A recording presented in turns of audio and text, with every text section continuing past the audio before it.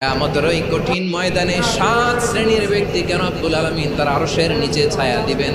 তার মধ্যে প্রথম শ্রেণীর ব্যক্তি হলো ইমামুন আদিল, যে ইনসাফের সাথে বিচার করে, যে জাস্টিস সমাজে সার্ভ করে, যে সুশাসন নিশ্চিত করে, ওই ইমামুন আদিল। আদিল শব্দটা বুঝছেন না? ইন্নাল্লাহা ইয়া'মুরু বিল আদল, পাইছেন? আদিল।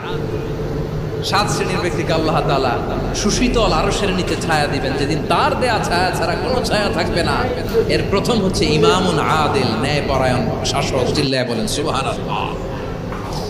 আবার বিশ্বনবী বললেন, ইন্নাল মুকসিতিনা ইনদাল্লাহি আলা মানাবিরা মিন নূর আন ইয়ামিনির রহমান। কিয়ামতের দিন যারা ন্যায় পরায়ণ হিসেবে আল্লাহর সামনে দাঁড়াবে, কিয়ামতের দিন রব্বুল আলামিন তার আরশের ডান দিকে ওই ন্যায় পরায়ণ লোকদের জন্য আরশের ডান দিকে একটা নূরের